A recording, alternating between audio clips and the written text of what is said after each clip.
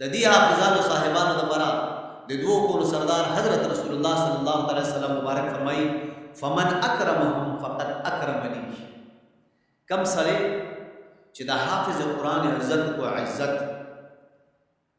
نبی کریم علیه السلام مبارک فرمایي د حافظ قرآن عزت نه دی کړی د جلاله په دې پاک ازمکا یا په دنیا کې بهر ځای د دغه حافظ قرآن عزت نه دی کړی بلکې فقط اکرمنی دا سړی را لګېدلی زما عزت او احترام کړی. بل ځای کې د کنز العمال شریف حدیث پاک دی ومن اهانه فعليه لعنة الله. وی کم سړی چې د حافظ قرآن سپکاوی وکړي د ده بې عزتي وکړه د ده عزت ته لاس واچو د ده وقار ته لاس واچو الله جل جلاله د دغه عظیم رسول په خوله مبارکه باندې دا الفاظ روزي چې رسول الله صلی الله علیه وسلم مبارک فرمایي چې فعليه لعنة الله پس په دغه بنده باندې د الله رب العزت لعنت. ابو سعید خدری رضی الله تعالی عنہ یو عظیم صحابي دی. دې حدیث مبارک روایت کوي یو صحابي دی چې داغه اسید بن خضیر رضی الله تعالی عنہ دی. دې فرمایي وای ما په خوا دا تنگ ځایونو داسې اوار فراخ کورونه زم چپ الله هغه سره چپ کوم. وای په کوم ځای کې زه پاتې کېدم زما سره خوا کې زما اسبم تللی شو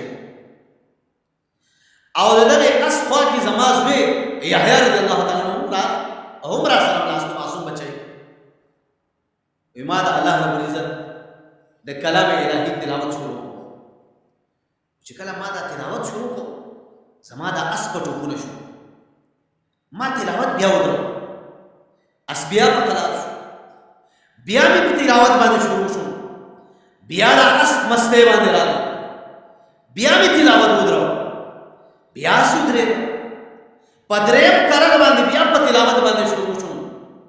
او بیا دا اس په اغلیست او په مسته کې راغی بیا ما تلاوت باندې په دې یاره باندې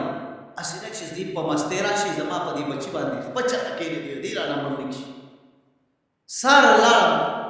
د رسول الله صلی الله علیه وسلم مبارک دربار لا نبی کریم علیه السلام مبارک کا دا ټول حالات ما بیان په حدیث مبارک وګورئ او رسول الله صلی الله علیه وسلم مبارک آخری الفاظ داسې دي چې حضرت اسید رضی الله تعالی عنہ چې تا دا سلسله جاری ساتلې وي د قران مقدسه دا ګوره فرښتې وي او په دوران تلاوت اسمان نستاله د تلاوت اوریدو لپاره راغلي شي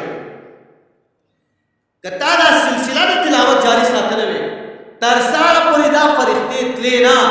او د ټولو خلکو دا فرښتې